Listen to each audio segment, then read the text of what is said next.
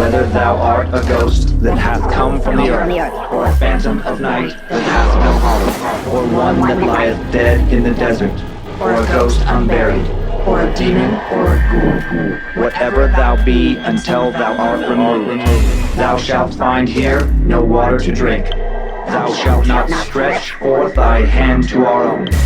Into our house enter thou not. Through our fence break through thou not. We are protected, though we may be frightened. Our life you may not steal, though we may be scared to death. Welcome, Creeps and Peepers, to Scared to Death. Thanks for listening wherever you listen. Thanks to lots of new listeners via Pandora and Spotify. Yes. And those of you who have found us on YouTube. I'm Dan. Hi, I'm Lynze.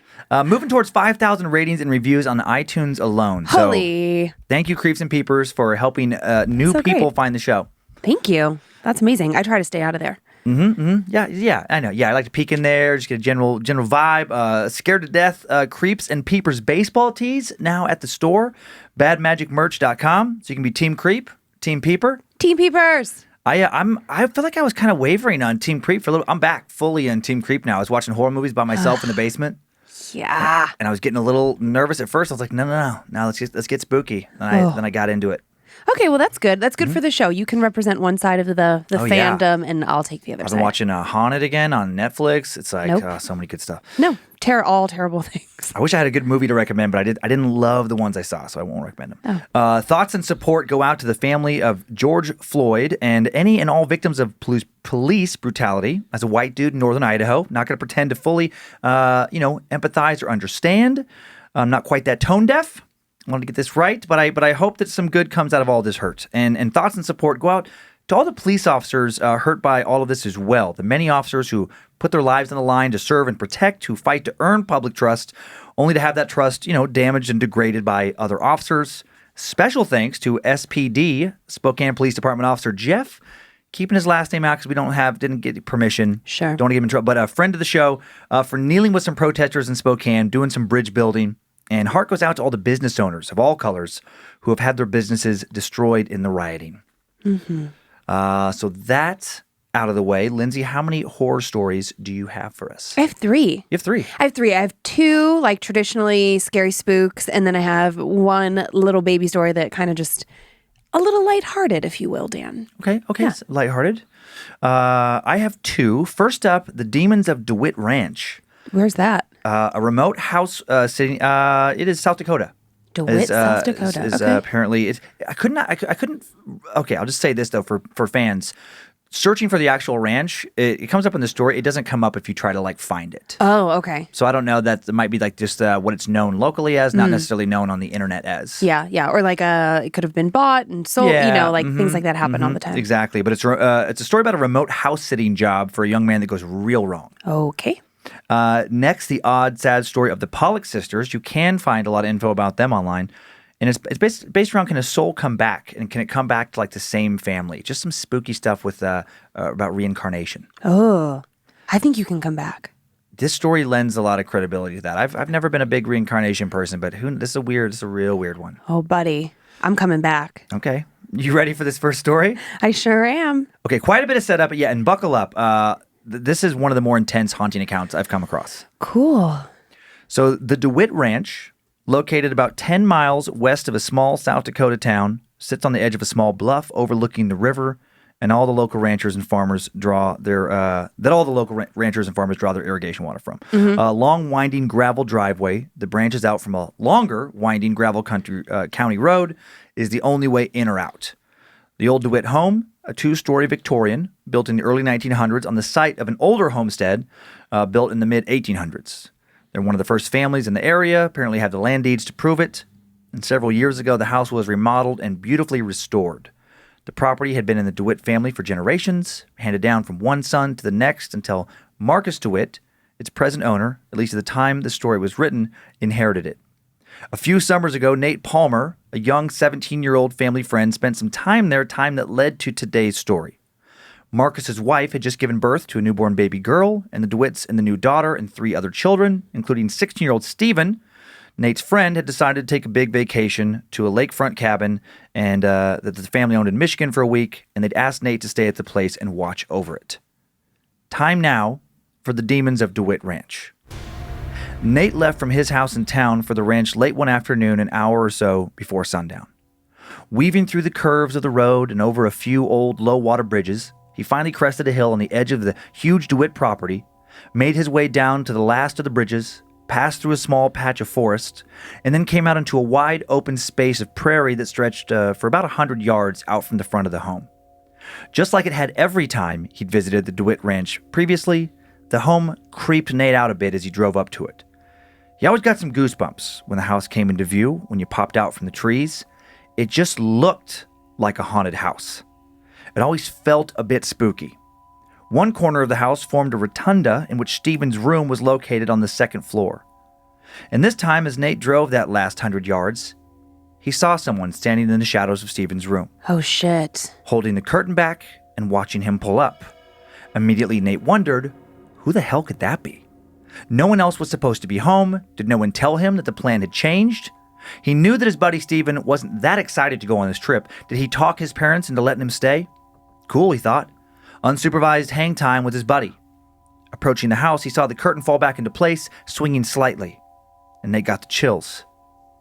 That had to have been Stephen in his room, but somehow he knew it wasn't Stephen. So who was in the house? Nate locked up the car, went through the gate of the fence in the yard, knocked on the door, waited for Stephen or whoever was inside to answer. After knocking several times and ringing the doorbell and getting no response, Nate, definitely more than a little spooked now, went to go grab the keys the DeWitts had hidden for him. He quickly moved across the yard past a 3-foot statue of the Virgin Mary and toward what amounted to a cement room that had been built into the side of the hill, some sort of storm shelter that had been built around the time of the original homestead. Okay. The door to this little shelter was always unlocked, and he used the flashlight on his phone to grab the key that was hidden on the ground behind an old rusted piece of farm equipment about 6 feet inside the door. Oh. When he bent over to pick up the key, BAM! The heavy door slammed shut behind him. The noise spooked him bad enough to cause Nate to drop his phone. Shit! The phone gave off just enough light to actually make the room creepier than it would be if it were completely dark. Not enough light to be able to clearly see anything, but enough light to see some shadows. Now he was spooked more than ever, because he felt like he wasn't alone. His mind flashed on the figure in Stephen's room. Who the hell was in the house? Was someone else outside? Did they slam the door? No, it was just the wind, he thought as he got down on his hands and knees, reaching behind the equipment to grab his phone. Just as he grabbed it, he felt something right behind him. As he stood up, he suddenly was nervous to shine the flashlight behind him. Was something standing in between him and the door? He decided to count to 3 inside his head, then spin around, shine the light on the door, rush to it, push it open, and throw himself back outside into the fading daylight. 3. What if something is in the room with him? Jesus, what then? 2. Hit it with everything you've got and keep moving. 1. Not gonna die in this damn shelter. Go! Nate spun around and flashed his light towards the door, noting that nothing stood in his way as he stepped towards the door. Did something just move into the shadows? The thought flashed across his mind quickly as a shadow flashed across his peripheral vision. Oh God. Nate grabbed the door handle, pushed it open. There was something right behind him. He burst out into the lawn and tripped and fell face down into the dirt, his back to the shelter. He quickly spun over to face the open door. Nothing. There was nothing there. Nate laughed. The nervous laugh of someone trying to convince themselves of just being silly, but not totally believing it. Then he saw a flicker of movement from deep inside the dark room, something coming towards him. BAM! The door slammed shut again, and Nate quickly popped up to his feet, only like the young and scared can. What the fuck was that, he thought. Just the wind, he lied to himself. Now he still had to go inside the house. He glanced back up at Stephen's room, couldn't see anyone standing there now. He returned to the door and knocked once more and waited a few moments. Then he rang the doorbell again and waited a few moments more. Hello? He yelled. Stephen! You home? Anyone? Nothing. Damn it. Guess he'd have to let himself in. Nate unlocked the door as the sun faded behind the hills. He turned on the light in the foyer and set his bags on the bench. He called out again. Stephen! You here, dude? On the right side of the entranceway were the stairs that led up to the bedrooms. Under the stairs, next to the bench upon which his bag sat, was a door that led to the basement. Beyond the door and in front of him were the dining room, the kitchen being to its left, To the right of the dining room were the rest of the downstairs, a few sitting rooms, the library, and an entertainment room. It was a big house. Exciting when he'd been thinking about it the past few days. He was going to feel like the lord of the manor. Now he just thought, great, plenty of room for someone or something to hide. Room by room, Nate began to search the place, turning on every light as he did so, hoping to make it to all of them before it was dark outside. He started with the first floor before working his way upstairs. The stairs ascended to an L-shaped hall. Just to the left were the master bedroom and bath, to the right and down the hall, past another bathroom, were the baby room and a spiral staircase that led to one of the sitting rooms below. The guest room Nate would stay in, as well as Stephen's bedroom, were around the corner at the end of the L. Nate searched these rooms and then went down to the basement, which had been renovated into a modern living room complete with a bar. Thank God it wasn't some old-school creepy basement. Continuing to call out for Stephen as he made his way around the house, he found nothing. Confused but satisfied that no one was inside the house with him, he looked everywhere. He started to unpack his things in the guest room. Then he set up his new Fender Telecaster electric guitar, small Marshall practice amp in the entertainment room. He hoped some solid riffs would help shake off the spooks he was feeling, and he was right. A few Zeppelin and Stone songs later, he loved classic rock, and he wasn't thinking about getting freaked out grabbing the key or thinking he'd seen someone in Stephen's window anymore. He signed into the Dewitt's TV with his Netflix account and immediately skipped the recommended horror movie selection. Nope, not this trip, he thought, at least not tonight. After a few movies, it was time for bed, and leaving most of the lights on and double-checking to make sure the front and back doors were locked, Nate climbed into bed ready to fall asleep. He'd managed to totally shake away any feelings of being scared, chalking it up to nerves about staying in a big house far from town without any neighbors around, way out alone. And he was almost totally asleep when he heard what sounded like footsteps above him. Shit, the attic. He'd forgotten to check the attic. Oh no. He had not checked every room in the house earlier. He'd only been up there one time before, years ago when Stephen had pulled the ladder down and they'd went up and looked through an old box of his grandfather's baseball cards. There were all kinds of boxes up there full of all sorts of belongings going several generations back. It was a pretty big attic with a ceiling tall enough for a full-grown man to stand up straight and walk around at its peak. So who was walking up there now? Nate slowly got up and quietly opened his door to the hallway he'd thankfully left lit up. No! Creak, creak, creak. He could still hear someone up there. He walked quietly down the hall to make sure they didn't hear him. He made it to the spot underneath the drawstring that pulls down the attic door and reached up and grabbed it. Why? Creak, creak, creak. He stopped himself. He'd rang the doorbell over and over just a few hours ago. He'd knocked numerous times, he'd called out for Stephen, he'd called out as he'd walked around the house. If someone really was up there, like it sounded like, it sure as hell wasn't going to be Stephen or any of the Dewitts. It was someone who didn't want him to know that they were there. Who would that be, a burglar? But there were no cars parked outside. Or were there? He hadn't checked the Dewitt barn. It was possible to park a car in there. Was some crazy psychopath in the attic? Some killer? Nate thought if he went up there and ran into whoever the hell they were, nothing good was going to happen. He considered calling the police instead. But what was he going to tell them? That he thought someone was hiding up in the attic, but he wasn't sure because he was too scared to check? Yes. That he thought he saw someone in Stephen's window but wasn't totally sure? That something spooked him up in the concrete shelter, but it might have been just the wind? He knew several of the local officers. It was a small town. If they didn't find anyone when they drove out and checked, they would for sure talk about it, and he would never hear the end of it. Should he just leave? He could drive back home. But what about his deal with the Dewitts? That'd be pretty shitty to bail on his house-sitting job the first night. And again, if he did bail because he got scared, he would never hear the end of it. Nate settled on locking himself in his room, even slid the dresser in front of the door. Good. He'd deal with it in the morning, he thought, when it was light out. Creak, creak, creak. Nate laid awake and heard the occasional sounds of someone pacing in the attic for what seemed like the entire night. At some point, he did fall asleep, and when he woke, it was light out. It had been light for hours. After grabbing a late breakfast down in the kitchen, and then grabbing a flashlight from the garage and a baseball bat from Stephen's room, Nate headed up for the attic.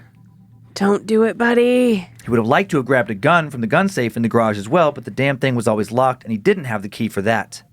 He laughed a bit about thinking of how gun safety might get him killed today. He pulled the attic stairs down slowly and quietly. Straining to hear movement above him, he slid the bat through his belt so it hung down almost like a sword from his side.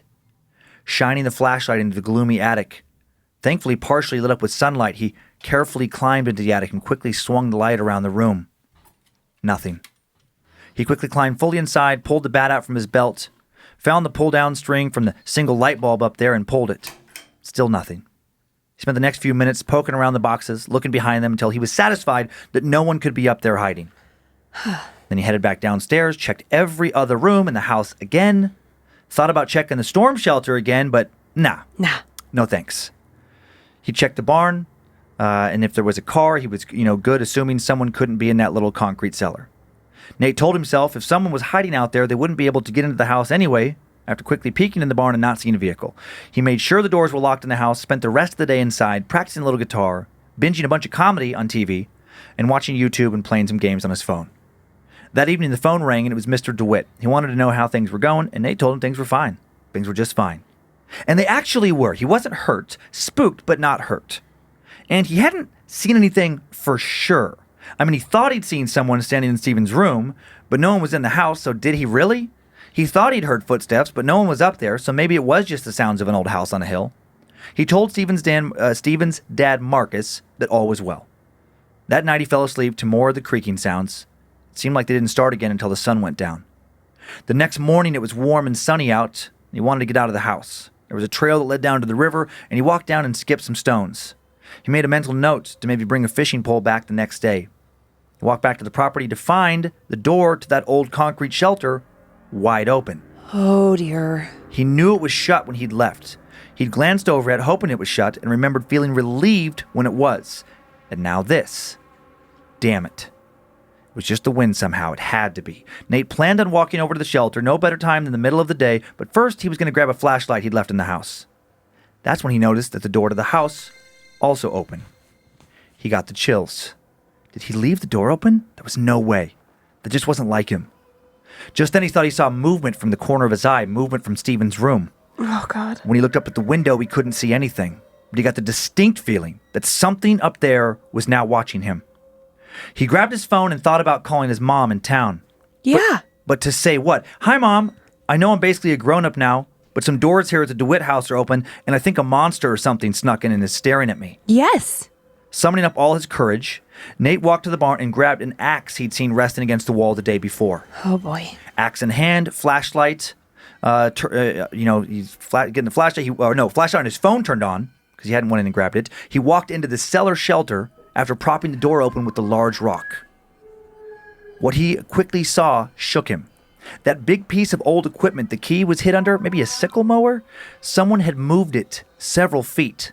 Maybe. Shit. Nate couldn't remember exactly where it stood before, but he was pretty sure it had been moved. Wind couldn't do that. And then BAM!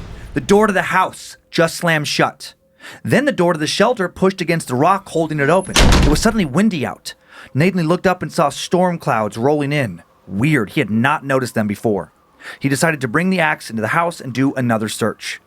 He wondered if he'd be able to last the week here. He doubted it. He highly doubted it. Nate walked into the house, walked from room to room, axe in hand, and found no one. He heard nothing. At least he didn't hear anything again until the sun went down that night. And that's when he heard the footsteps up in the attic yet again. Creak, creak, creak. He just decided to lock himself in his room yet again for the night when the phone rang. It was Marcus, asking him how he was still holding up. This time, he didn't say fine. He wasn't fine. He was fucking terrified. And he ended up telling Stephen's dad everything that had happened, and what Marcus said next surprised him. Did Stephen put you up to this, Nate? Put me up to what? Nate asked. To confirming his stories about the old shelter and his room and the attic. Goosebumps.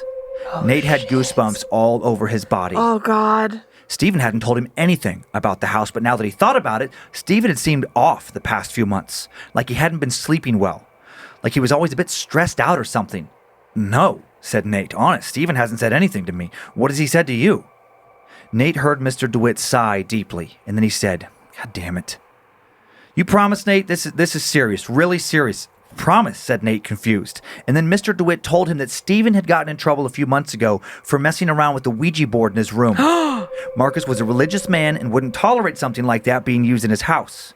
Stephen told him he'd gotten rid of it, but then Marcus found it out in the concrete shelter just a few weeks ago, and Stephen admitted to using it out there. No! Marcus had broke it and threw it in the trash. And And ever since, Stephen and his other 2 children and Mrs. Dewitt had complained of doors slamming shut, feeling a presence in the old shelter in Stephen's room, the feeling of being watched, and especially noises coming from the attic.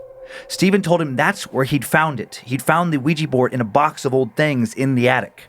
Stephen also claimed to have seen a shadowy man in his room.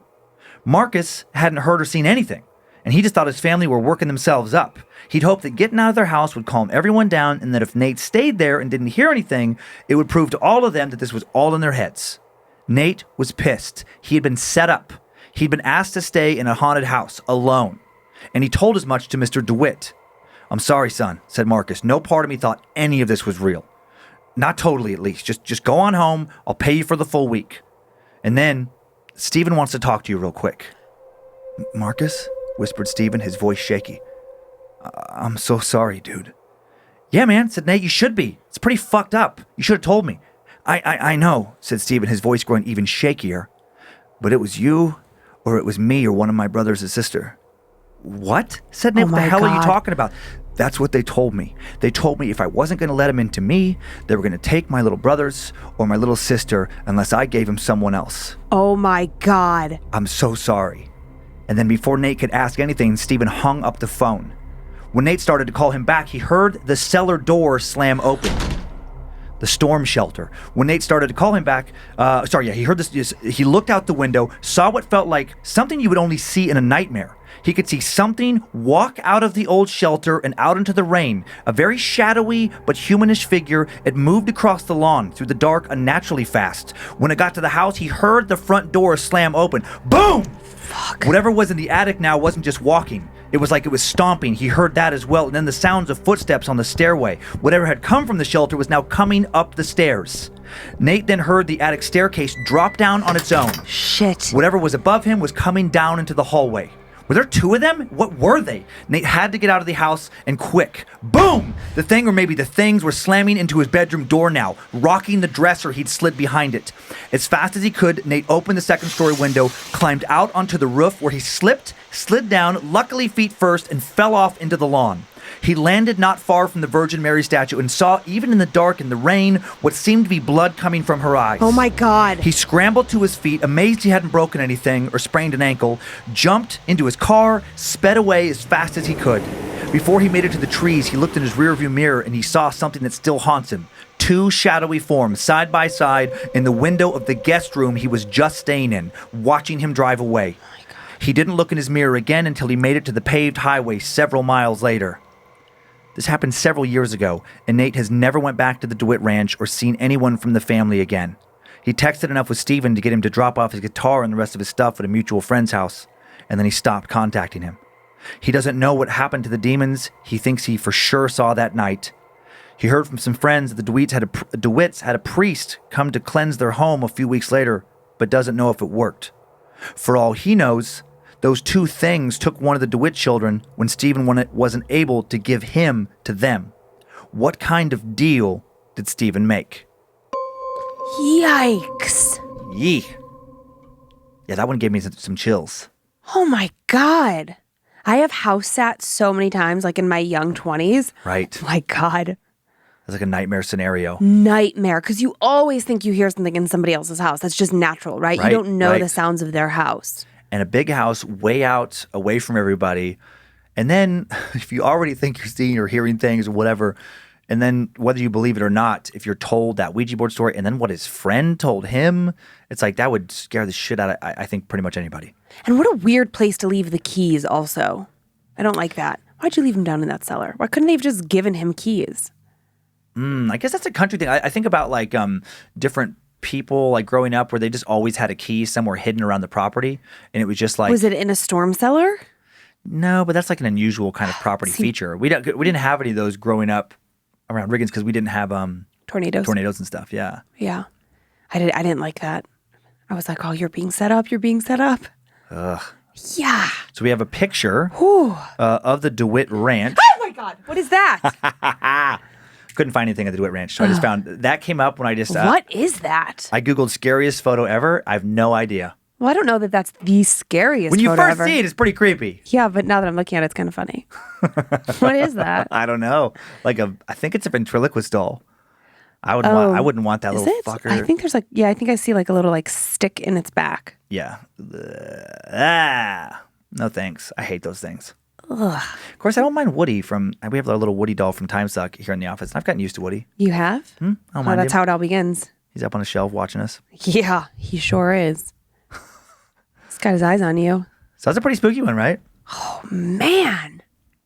I mean, what would you do? It's because sometimes when we go out of town for work, which obviously is not happening right now, but Right. when we go out of town for work, someone stays at our house.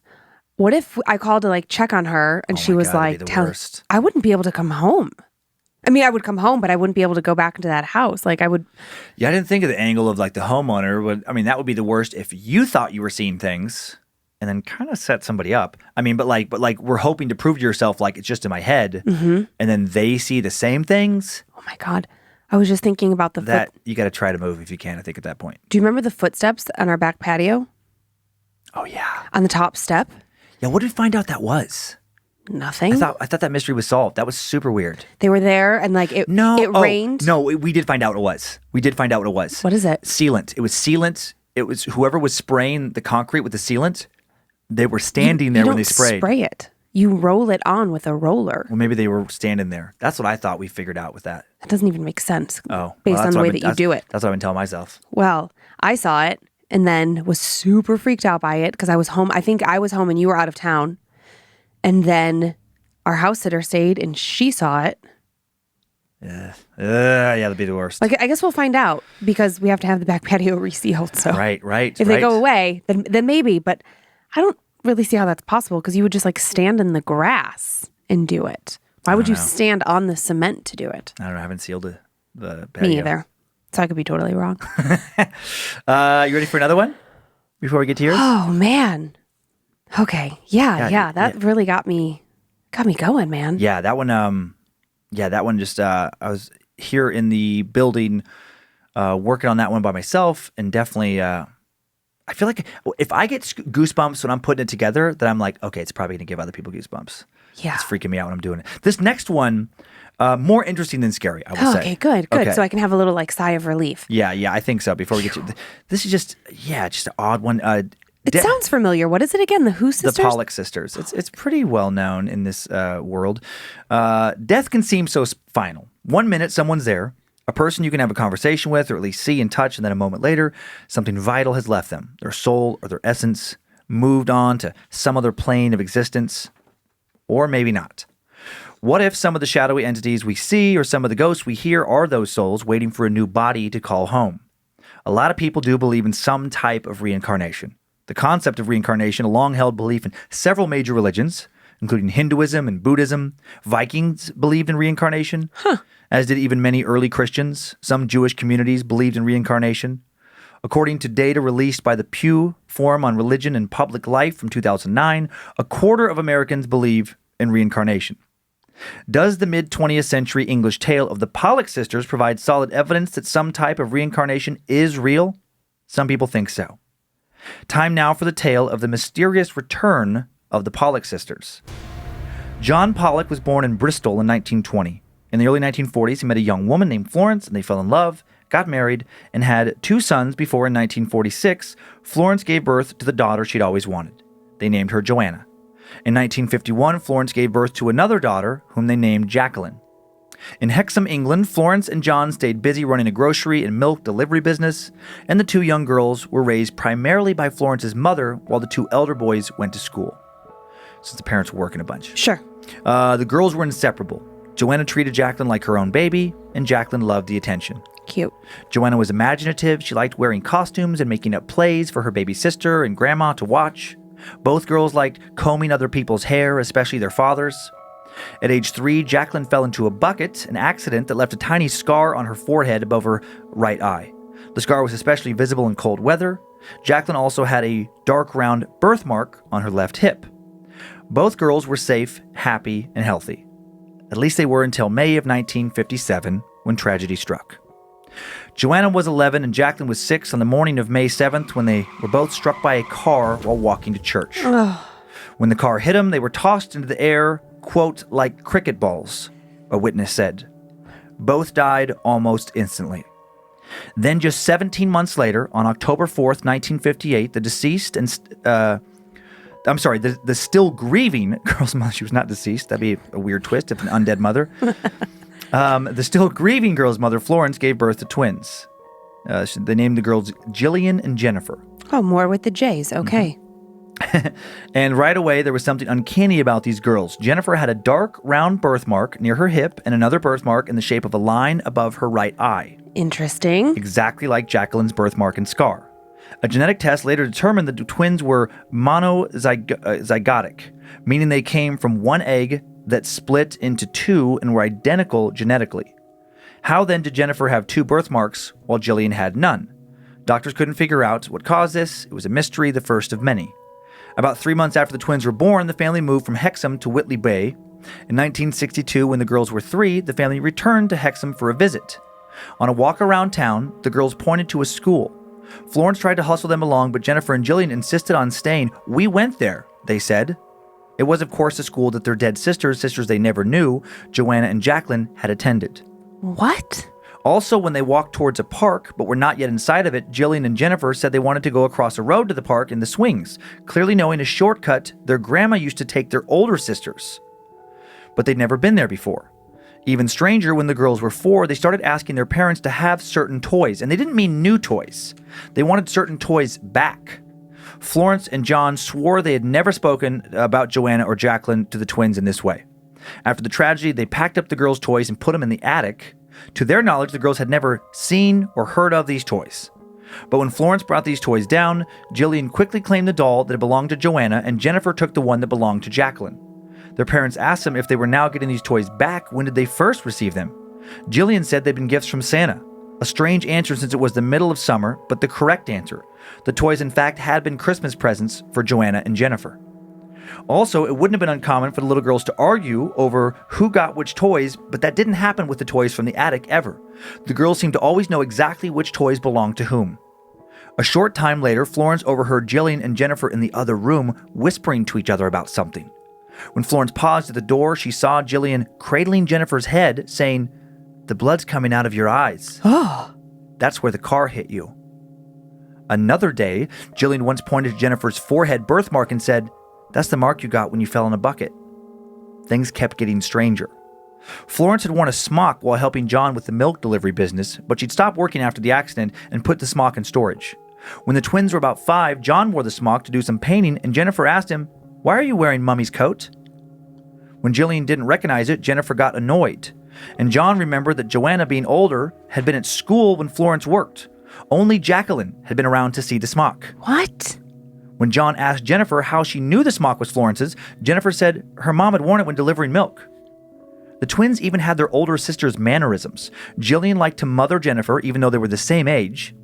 They instinctively looked to their grandmother for guidance and permission before their parents, even though Florence was not working anymore. They loved to comb people's hair. Jillian liked to act and put on little performances for the family. What's more, at the time of her death, Jacqueline was still learning to write. Her teacher was concerned that she was still holding the pencil upright in her fist. When Jillian and Jennifer began learning to write at age 5, Jillian immediately held the pencil properly, while Jennifer held it upright in her fist. Ugh. She only started holding it properly at age 7, and even as a young adult would still sometimes revert to the fist grip. The twins also had the same gait as their dead sisters when they walked, even the same general builds, with Jillian being somewhat more slender as Joanna had been, and Jennifer a bit more stocky as was the case with Jacqueline. And again, if the girls had come from the same egg and were identical in their DNA, how did this happen? Maybe strangest of all was the girls' intense fear of cars. The twins would not cross the street unless they were holding hands and there were no cars in sight. When a car went by the house, they often cringed at the sound. Once, when a car engine started near them in an enclosed alleyway, John saw his daughters begin to scream and cry, "The car!" they yelled, "The car! It's coming for us!" Reports of the twins' behavior eventually attracted the attention of Dr. Ian Stevenson, a psychologist who studied reincarnation in children. He published the first edition of 20 Cases of Reincarnation in 1966, and the Pollack girls were one of his earliest cases.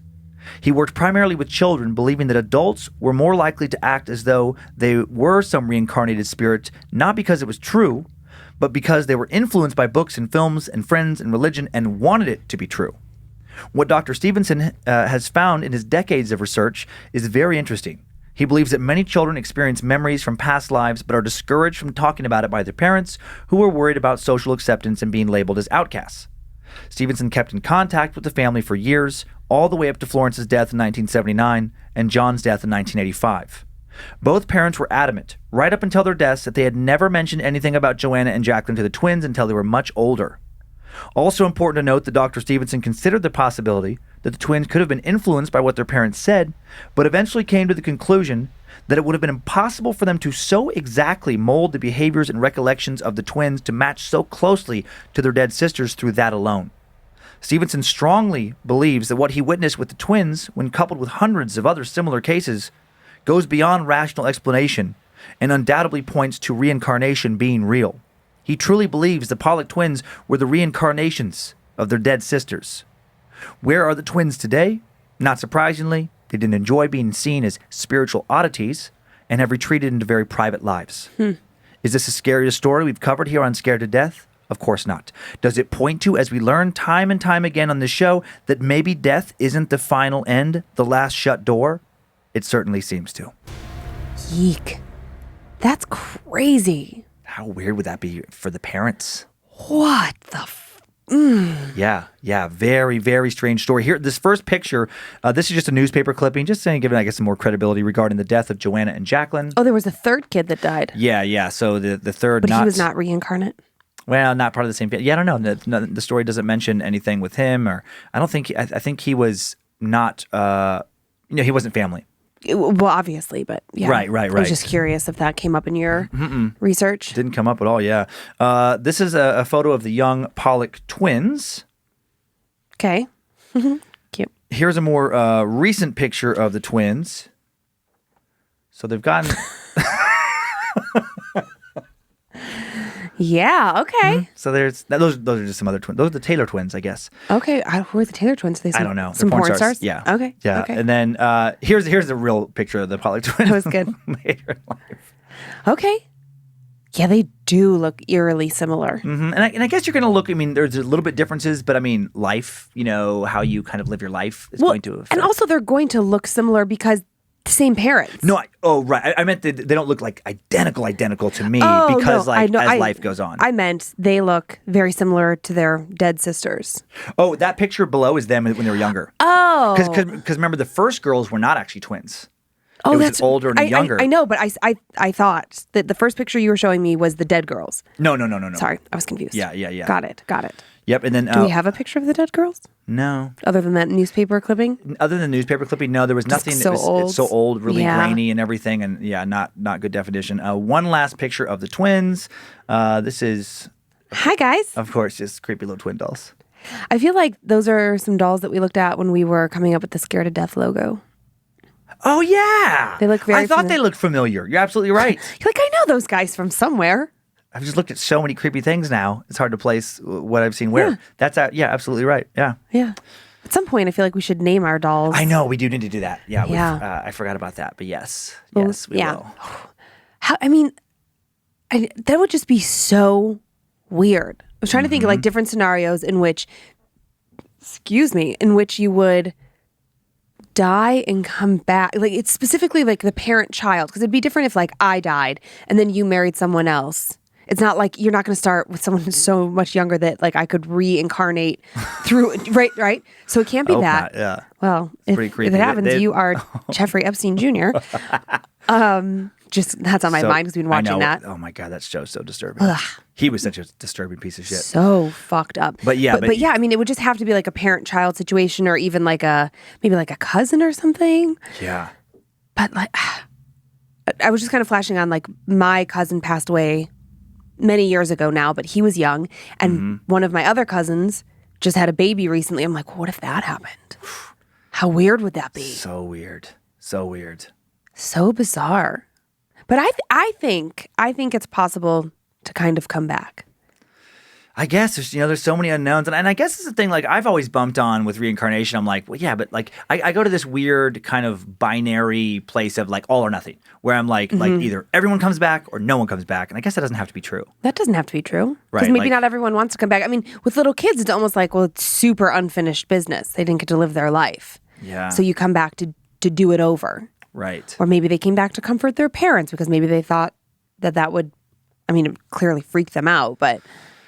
Yeah. Just an odd story. Yeah. And I like those stories that just give like, I don't know, just I guess more credence to the entire spectrum of things that can't be proven empirically, like in a laboratory, you know? Mm-hmm. What was that guy? He was like a psychologist. He studied reincarnation. I didn't even know that was a thing that people really. Well, I mean, studied. Yeah, I mean, I didn't look up like his credentials. He Sure. he wrote that, but I Dr. Stevenson is his name. If anybody wants to look him up, Dr. Steve Brule. Got Dr. it. Steve Brule, Dr. Ian Stevenson. IAN, yeah, Stevenson. Okay. It says psychologist. Psychologist. Okay, sorry, I just couldn't remember. So I mean, my guess, and this is speaking out of my ass because I did not look him up credential-wise, my guess is that if he has a degree in psychology, the degree has nothing to do with reincarnation, and that's what he chose to study after getting a degree. Yeah, like maybe just some weird coincidences during practice. I don't think any credible, what I consider a credible university deals out reincarnation degrees. I don't think so either. I feel like weekend seminars, because there are those weird places where you can be like a doctorate and just basically a doctor in basically any. You can get a doctorate in like Superman. You can be a Superman doctor. Mm-hmm. Did you know that? I didn't. Well, now you know. You can get a doctorate in crystallology. Hey, buddy. You can get a weekend doctorate. Dude, you better watch it. One day you're really gonna regret all of that. Something terrible is gonna happen. You're gonna be, please put crystals on my chakras. Save me. If I ever, in earnest, say please put crystals on my chakras, I want you to push me off a cliff. No, I'll hug you closer. Give me some flight crystals and push me off a cliff. No, I'll fly. Flight crystals aren't a thing. No one said they give you magical powers. Find them. You find them. Find some flight amethyst. You're an idiot. Okay. How dare you? How dare you? For shame. We haven't talked about crystals in so long. Some people were thrilled that we hadn't. Some people are going to be so mad at you for bringing it up some again. Some people rolling their eyes just, oh my God. God, the fucking crystals. Like my favorite things are like, they hate hearing about the crystals. They hate my fuzzy socks. And I should never curse. But like, you're allowed to curse, but I'm not allowed to curse. Those are my favorite things. Okay, before I dive into the stories, remember like, I don't even know, maybe going back at least a dozen episodes, we had a family who they were looking to rent a new home in Colorado, and they found a rental house like down the street from their parents. And it was sort of it felt a little telling, and they even said so in the story, like that's just a car outside. Oh my God, that scared me. You guys can't hear some of the things that we can hear, and these in-ears, they're so sensitive, they pick up sounds outside, and it just sounded like yeah. Sounded very ghostly. That was awful. But I remember, So they rented this house, and the husband / father works on the road a lot, and he would try and call his wife, and then the phone would drop, and he wouldn't be able to get through. And the house is definitely haunted. But he said in the story that they don't have the financial means to get out. Okay. Yes. So, since we told that story, just last week, somebody was catching up on episodes and they heard it and they sent me an email and said, I'm a real estate agent in Colorado. I absolutely think I can help these people get out of there. Okay. Can you connect me? And I'm usually so good. Like I normally take the stories and I move them into another folder so they don't get used twice and so that I can keep them in one spot. And that email is just missing. Okay. Every other story we've ever done, I have it. Yeah. So spooky, creepy, strange. But if you're listening, whomever you are, I'm so sorry. I don't know your name. I'm so sorry I can't find the message that you sent in. Please email me. There's someone who wants to help you get out of your haunted house. You can officially GTFO. And so, here we go. Okay, so now we are moving on to a haunting that continues to this day, a current haunting. Okay. All right. Hey, Dan and Lynze. When I think about whether I'm a creep or a peeper, there is an exception. I'm a creep in all things scary until it dips into paranormal shit. I'm barely even a peeper when it comes to that, and here's why. When I was 7, some scary things would happen at night. I would be woken up to the sound of my closet doorknob being fucked with and then opening just a crack. There were multiple times when I would look at the closet and see a darker than dark figure with deep red eyes looking back at me. I tried my best to ignore it, but the more that I did, the worse it got. There was one night in particular that made me realize I couldn't just ignore it. I once again was woken up to the noise of my closet doorknob being turned with the slightest creak as it opened. Instead of turning over to look at it, I kept my eyes closed and continued to face the wall. I laid there, trying my hardest to quiet my breathing so I could hear everything that surrounded me. I thought for a second that I had heard something right beside me, but then there was nothing. I squeezed my eyes closed and must have fallen asleep because when I woke up, I felt my bed move and I was way too scared to turn towards whatever was beside me. I slowly pulled the blanket up over my head. The weight of whatever it was that was beside me started to shift and spread. It no longer felt like a singular person, but instead a bunch of small creatures moving all around me as I continued to hide under my blanket. I could feel them as they jumped around me, and I could feel as their breath pushed through the very blanket I was hiding under as their heated breath collided with my skin. There was something in my room with me, and then there wasn't. My experiences didn't end after that one night, but I didn't speak to anyone about what happened that night and was still happening quite frequently for almost 8 years. My grandpa passed away months before that one terrifying night that seemed to start it all. I had convinced myself that it was him just trying to communicate, though I didn't know why he would want to scare me. I lived in the same house for 15 years and only moved because my mom had gotten really sick. My grandma owned a duplex, and she lived on one side, and my mom and I moved into the other side. I figured that once we moved, whatever had been fucking with me would stay in my childhood home, but that wasn't the case. I lived on the second floor of the duplex. It was the master bedroom and bathroom up there, and that's it. My mom would have been up there, but she couldn't walk up the stairs because she was so ill. Slowly, the paranormal shit started to step up its game. It started with noises of someone walking up the stairs, my bedroom door would open and close, and I would hear shuffling in my closet. The two things that made me talk to my mom about everything was how absolutely freezing my room was compared to the rest of the house, and a picture being moved. The steps up to my room had a landing halfway up, and as soon as you stepped onto that landing, you could feel a dramatic drop in temperature. We tried everything to get heat up there, but absolutely nothing worked. And then the picture being moved is putting it lightly. I was woken up to the sound of someone walking up the stairs early one morning. I heard my door creak open, and then a picture I had on my desk flew across the room, breaking glass right before it slammed the door shut. I was terrified. When I told my mom, she was a little skeptical, but then I showed her the evidence of the picture and had nonstop been bitching about the coldness in my room. Although she was religious, she wasn't sure on what she could do to help me. She found a little prayer that she could recite and then worked on pushing the darkness out. She cleansed my entire room, every corner, top to bottom. She also decided she would reach out to a friend of ours, a medium. My mom had never spoken to this woman before today, nor did this woman know about me or the reason that my mom was reaching out. When the woman answered the phone, it wasn't a typical hello. Instead, she said, "I'm glad you called. This entity isn't who your daughter thinks it is, and she needs your help." She told my mom that this thing had latched itself to me, and she couldn't tell who or what it was, but it was dark, and it was only getting stronger. She gave my mom some more advice on things that we could both do, and we went to work. Once my mom became aware of it, it started fucking with her too.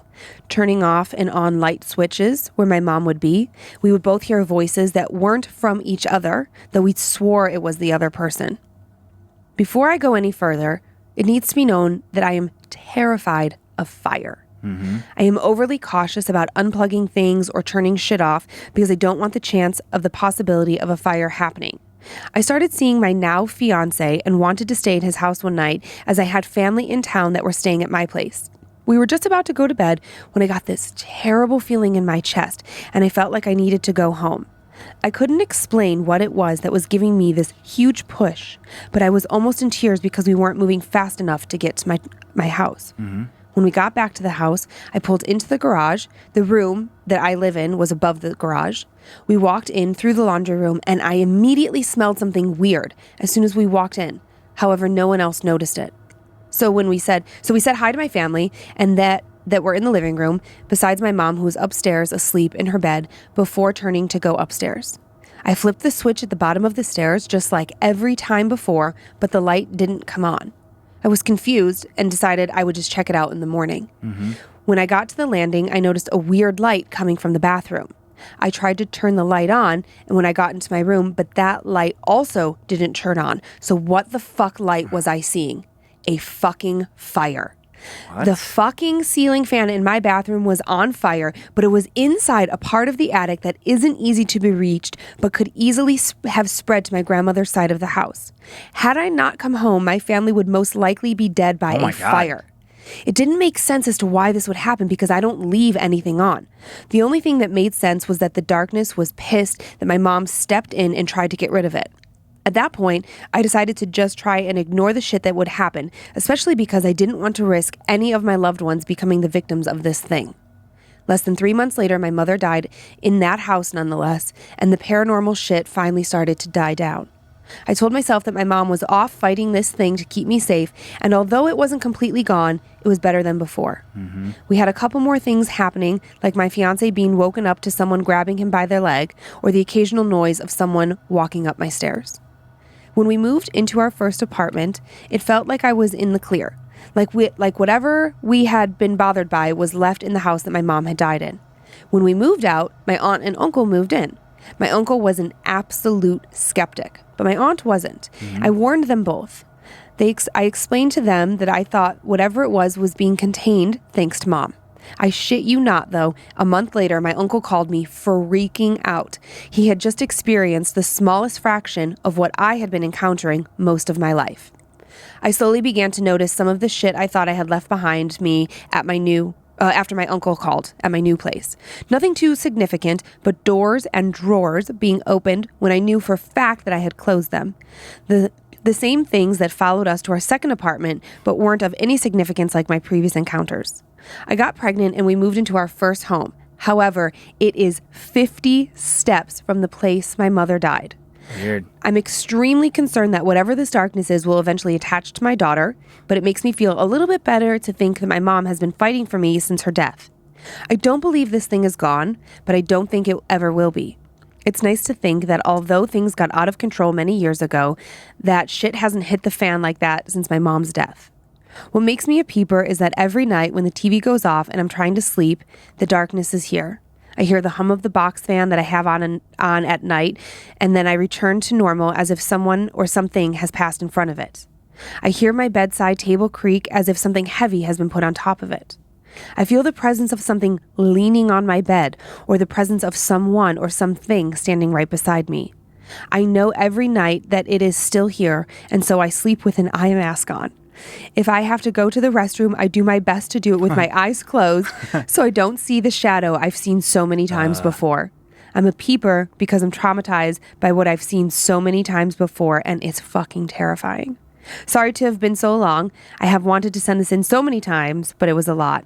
I absolutely love y'all's storytelling capabilities and Scared to Death in general. I'm glad I found your podcast, even though some episodes absolutely scare me to death. Love y'all. Aw, that's so nice. And was there a name attached to that one? No name. Okay, no, that's So right, that's so what right, happens, that's like, right. just to like be clear, like if people send Yeah. a story and it's like, I can oftentimes see your name in the email, but if you don't include your name in the story, Yeah. I try to Some just leave it people off because I'm like, you probably just didn't think about like, oh shoot, she's going to see my name in the email address. Yeah. So anonymous. Yeah, I just have like weird thoughts on that one, like the whole like concept of like attachment. Yeah. Like, because I know that there can be an argument for all these kind of things where it makes me think of like sleep paralysis studies where they've said like, okay, like certain parts of your brain get triggered and it makes you see certain shadowy things.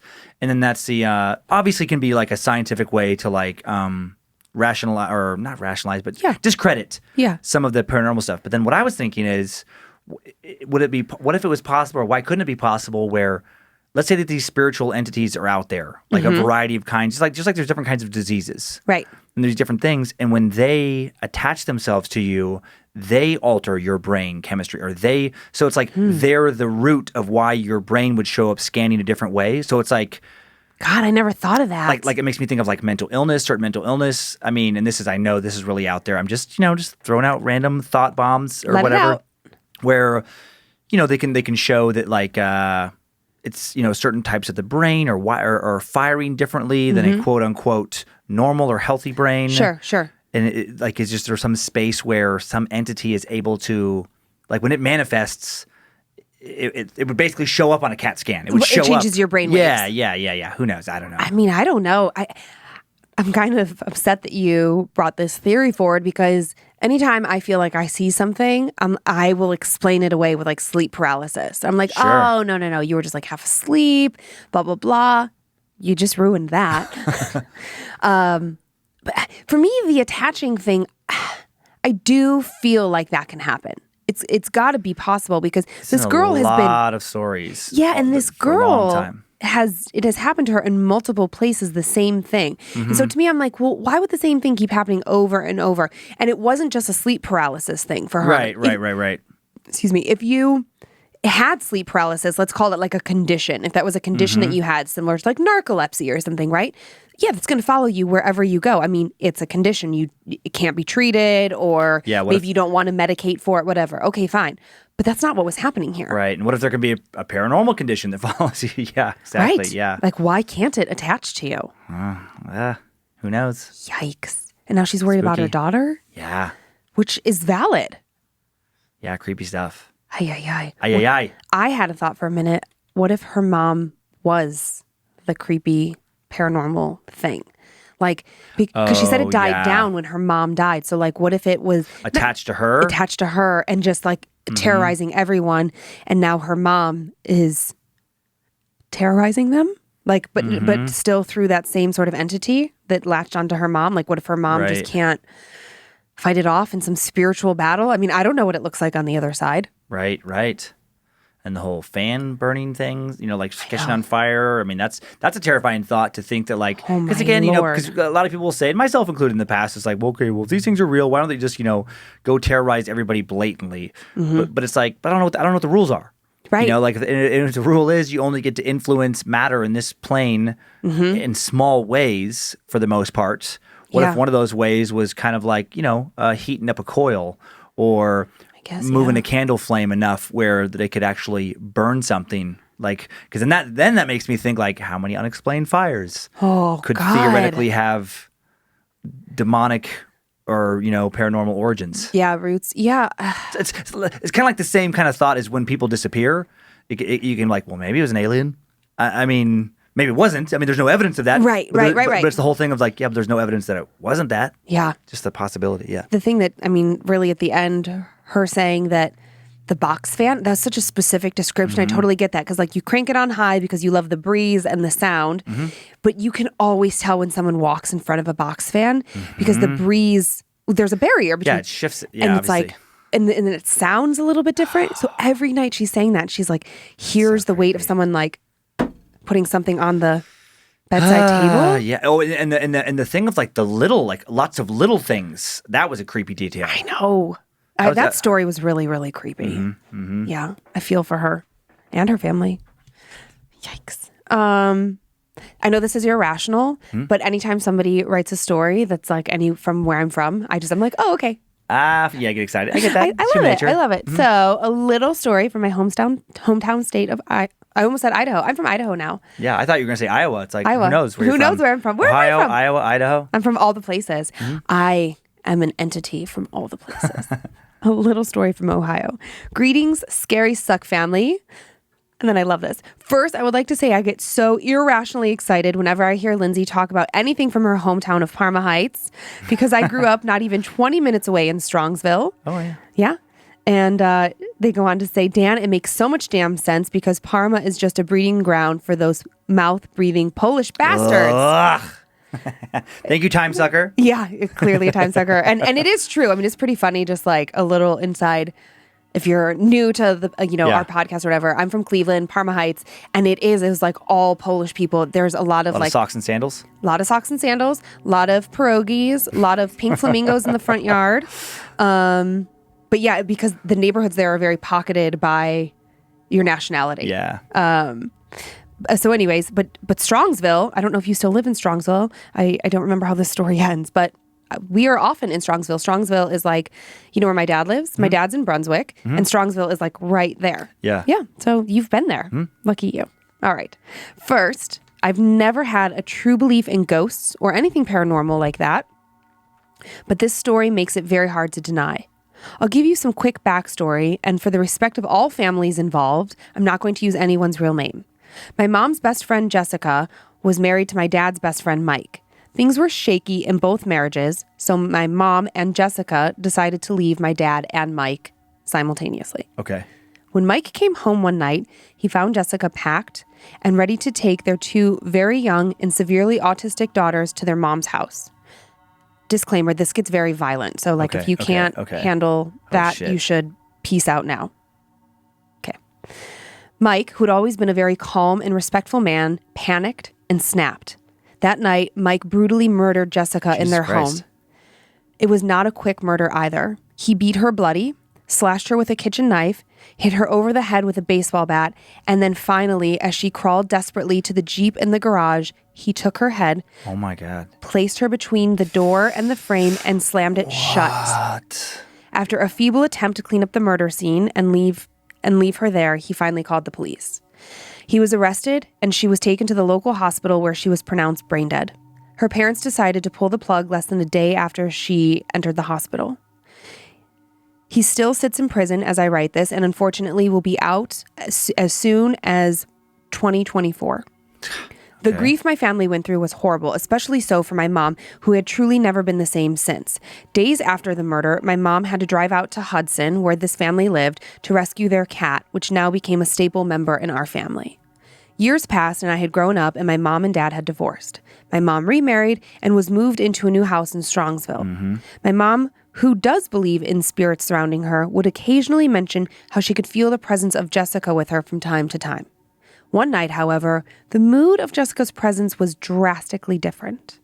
I was in my room with my now ex-girlfriend. My stepdad was on the computer in the office, and my mom was in the family room playing the piano. All of a sudden, the song she was playing abruptly stopped, and a sound of her horrified scream filled the house.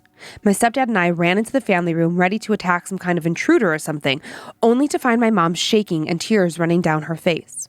My stepdad frantically pleaded with her to tell us what had happened.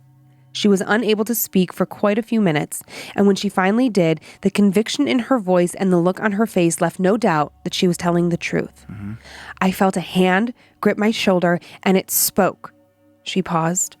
What spoke? What did you hear? Me and my stepdad asked. Jessica. She begged me to help her. And as soon as that last word came out of her mouth, a loud bang came from the back in their bedroom. All of us jumped and my mom went into hysterics. I directed my girlfriend to stay with my mom and console her while my stepdad and I went to check out what had happened on the other side of the house. What we found was a clear message. It was Jessica who spoke to my mom. The bedroom door was closed and we slowly opened it to find nothing out of the ordinary in the bedroom except for the door of their off-suite bathroom door also closed shut. When we opened that door, we found Jessica's old cat, now ours, motionless on the bathroom floor, staring up at one spot on the wall with a low growl that we had never heard before. She refused to move. We also noticed how much colder it was in that bathroom, at least a 15-degree dip. After us trying for a moment to get Zoe the cat to move and to stop staring at that one spot, she suddenly snapped out of it, and immediately the temperature spiked back to normal levels as the rest of the house. Stunned, my stepdad and I rushed back to my mom and explained what we found. She didn't know how to process what we told her, and it resulted in just more hysterics. The question of what did Jessica need help with weighed heavy on all of us. Was it a call back to the night she was murdered? Was it some unrest her spirit or soul was in that only her best friend could save her from? To this day, that question was never answered, and I know it still haunts my mom. She has nightmares where she watches the murder play out and she watches from above as Jessica has yet to make another appearance since that night, which leaves me with so many questions. But one thing is for sure, Jessica's spirit made contact with us that night. Thanks for reading. I know it's a bit of a long one. Unfortunately, all of this is real. I do hope it spooked you at least a fraction of how spooked I was and still am. Been a blast tuning in every week. Love the podcast. Wouldn't change a thing. 3 out of 5 stars. That's a joke from Time Suck for those of you who just listen to Scared to Death. Yes, Yeah. I love the 3 to 5. 3 out of 5 stars. I love it. So just really quick, and I'll jump back on the story. Yes. That just reminded me to 3 to 5. The new special, I just checked. I was like, I don't know what the reviews have been. Yeah. And it's so nice. It's so sweet and also so funny. There's a ton of 5-star reviews that all end with wouldn't change a thing, 3 out of 5 stars. I love that. And a few people gave me 3 stars and then said, love it, fantastic, 3 out of 5 stars. You're like, no, I need the 5-star rating. But I had a question. My brain zoned out for a second because when you talked about the guy getting out of prison, Yeah. I had to reel myself back in because I drifted into my own fantasy of like, if that was some of my family and then the guy was getting out, how would I kill them and get away with it? Of course you did. So the detail, when they saw that with the cat and with the voice where her mom heard that was in their house. Yes. Not in the murder house. Okay, got it. I just wanted to have that one clarification thing, man. Yeah.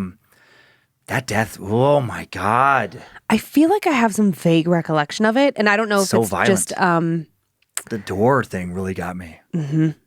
so violent. So violent. I can't believe that son of a bitch is getting out. Yeah, so he's the writer inner, because we're keeping all the names out of it. I'm sure that like you could do your own fair amount of searching and figure it out. But he says he still sits in prison as I write this. Right. Unfortunately, will be out potentially as soon as 2024.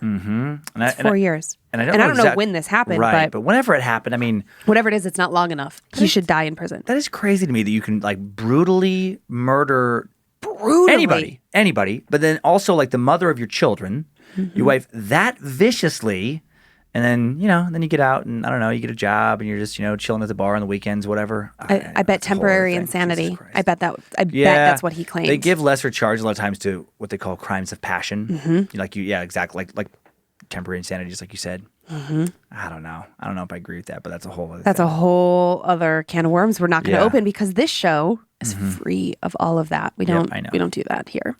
But yeah, I feel like I vaguely remember this. But can you imagine like that happens to someone that you love so much, your very best friend, and then years later, he or she comes back to you and says, "Help me!" Like of all the things. Not even like I'm okay or it's okay, like whatever. That's traumatizing. Oh my God, I would be so fucked up. Right. Because then I would be like, because then it just sends you can't help them. You can't help them. And it sends you down that spiral again because they were both leaving their husbands simultaneously, right? They were both leaving that day, right? So then it's like, oh, well, if I hadn't encouraged my friend right, because to I'm sure leave, that there was that. We got to do this. We don't deserve this. Right. All valid. And then you're... And not your fault. Not your fault. Not your fault. But at of course all. you feel guilty. Of course. And then your friend does that. And then the consequences, they have their fucking head caved in. Yikes. That would haunt, I mean, how would that not haunt you? How would that not? And then she comes back. Help me. Oh my God. Yeah, that's Help terrible. me. That's terrible. It's awful. So awful. So knowing how awful that was, I thought we would wrap it up with something a little lighter. So I don't know why this email, I was just like cracking up reading it. It says, "Dear, insert witty greeting here. Yep. I first discovered Time Suck this past year, which led me to Scared to Death. Love them both. Thank you. So I have 2 spooky stories for you that actually have a funny ending. As a teen in the mid-90s, I had a summer job as a groundskeeper at the 2 local cemeteries in our little town. The newest and biggest cemetery was closest to town, while the older and smaller cemetery was further away and very rural. Yeah. First story takes place in the older, very rural cemetery. One afternoon, I was jamming to my new Discman. And then it says, feel free to explain what this is to our younger generation, which I'm not going to. If you don't know, I can't. Compact disc player. Shh. While using a weed eater around each and every headstone at the old cemetery. I was in my own little world when out of nowhere someone tapped me on the shoulder. When I turned around, I saw a very old and ragged man. His clothes and face were covered in dirt and sweat. This man was very thin and bony and looked as if he had crawled out of a grave recently. As you can imagine, I freaked the fuck out, dropped my weed eater, and yelled out. Well, this is where my story might disappoint you. Turns out that old man, who was very much alive, was just there to tend to some graves, and for some reason, he needed to ask me some stupid question about a grave he was working on. Why he decided to look like a zombie from The Walking Dead, I'll never know. I scolded him in a shaky teenager way about not sneaking up on a guy that has his headphones on using loud power tools. It took me several hours to calm down. Mm-hmm. The next story. So now I'm at the much bigger cemetery, the newer one. I had gotten into a big hurry while mowing, and I accidentally bumped and knocked over a large vertical headstone with the riding lawnmower. Oh, Jesus. I was still newly hired, and on this particular day, had tried to stand it back up myself before the boss knew about it, but it simply was too heavy and awkward to do alone. I had to tell the boss, and as you can imagine, I was pretty nervous. I kind of already knew my boss had a bit of a temper, but what happened next completely took me off guard. My boss had seen me trying to set the headstone up and came marching over and yelling and screaming at me about being reckless with the mower. And that's when it happened. In mid-scolding, my boss stumbled backwards, falls to the ground, completely unconscious. What the fuck, right? Stunned and confused, I immediately think my boss just died in front of me from a heart attack of something. I kneeled down beside him, trying to decide if I should start CPR, when all of a sudden, he wakes up and he looks around, stands up and begins to calmly tell me that he has narcolepsy and hadn't taken his meds that day. I was speechless. You'd think a little warning about a condition like that would be helpful ahead of time. Together, we set the headstone back in place and went on the rest of the day as if nothing had happened. He had a few more episodes after that, but I did get used to it and would just wait for him to wake up. I bet you're wondering if he drove a vehicle. Yes, he didn't live far from the cemetery, and so he very illegally would drive back and forth to work and home. His condition eventually did lead to his death a few years later. I know, but it sure made for some interesting stories to share. I know my stories don't fit this narrative exactly, but at the time I was nearly scared to death. Even if you don't share them, which we are, I hope you at least enjoy them. As always, keep up the good work and keep on sucking and bring in the scary stories, BJ. Thanks, BJ. My favorite detail from that story is I love it when in real life somebody matches physically what their job is, like out of like in a stereotypical way, you know, because like there's like the central casting version of the groundskeeper, which is like the wispy old man, creepy. There's like that archetype, and then like the and then if you're gonna meet somebody creepy, like have your fortune told, it would be the lady with the white, like one white eye, totally, and like very stereotypically like, you know, Romani kind of look with the bandana and all that stuff. I just love that guy couldn't have looked like more like a groundskeeper at a cemetery, right? Like a gravekeeper, gravedigger. Yeah. He was just like, and I don't even think he was just there working on a couple graves, like my dad. I don't know if anybody else's parents do this. My dad occasionally just works on graves. Well, he'll go to the cemetery. So like most of my family is buried at Holy Cross Cemetery in Parma, Ohio. And my dad will go and clean up his mom's, his dad's. Nice. Yeah. Like he'll go to, like, my parents are divorced, but he'll go to like my grandfather's grave, my grandmother's grave, like, and he just goes with, like, you know, his little like weed eater or I mean, he doesn't live in Parma anymore, so I don't know if he does it anymore, but he used to go quite regularly. It was like a thing. That made me think of the most random thing. Like, I wonder, does anybody ever just go piss on somebody's grave? Like I'm sure. somebody you hated in life? For sure. Right? Because there's that phrase, I'm going to piss on your grave. Yeah. That didn't come from nowhere. I'd love to see that at a cemetery. Just somebody angrily pissing on someone's grave. How great would that be? Because you know that, like, it would be so tempting to be like, what's the story? My God. Please tell me why you did that. I need more info. Yeah. Yeah. Yeah. I mean, I absolutely get that. Yeah. I feel like I couldn't work at a cemetery. Could you? Yeah. You could? Mm-hmm. I couldn't. I've been to a lot of funerals, though, and I always have this weird fear of falling into the grave and being buried alive. I would rather work at a cemetery than a morgue. That would freak. I don't want to be around the bodies when they're being embalmed and all that. No, thanks. Because you know the bodies give off as the muscles really start to like atrophy and whatnot. There's twitches that happen. Oh yeah. And there's like a final breath that comes out. Man, you got to be a real creeper to be able to like be a mortician working. I picture like the stereotypical kind of go back to like movies. Mm-hmm. If you're like in like a basement type setting alone at night working on a dead body. I mean, I guess you could acclimate, get used to it, but that thought isn't fun for me. I feel like if you're doing that job, it would be awesome if you were deaf, because then you wouldn't hear like all the creepy sounds. Or worse, you don't know what's coming up behind you.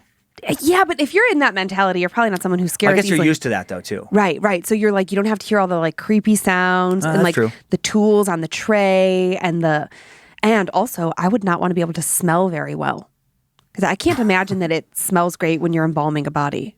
I doubt it. Yeah. Disemboweling.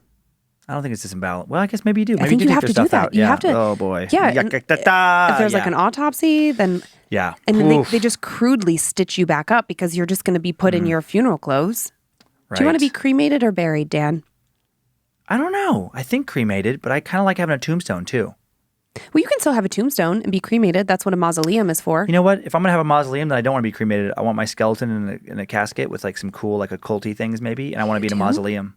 Very gothic. You do? I'm just thinking about it now. But Yeah. I thought we were going to get buried in Riggins. We could have a big gothic mausoleum put in Riggins and make that cemetery way cooler. But I wanted my body put on a boat and shipped off onto the lake and caught on fire. I just wanted to go back to the like earth. a Viking, like a Viking-esque. Because I know that's not exactly, I know there are people who are going to be like, that's not how you do yeah, it. it's Pyre. I can never pyre like when you put those when they float out the Pyro? I can't remember what it's called. I can picture it. I can picture it from the History Channel Viking show. Me too. When they float them out there. Okay. That's it. Well, that's all for today. That's it. Thank you for continuing to send in your personal tales of terror to mystory@scaredtodeathpodcast.com. You make the show so much better. We truly fun. appreciate the messages.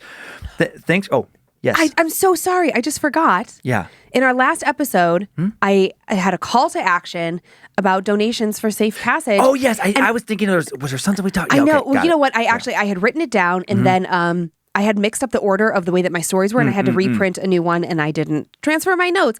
Okay, so my goal as being a virtual ambassador for Safe Passage was a goal of $750 and we almost doubled it. So I cannot thank all of you.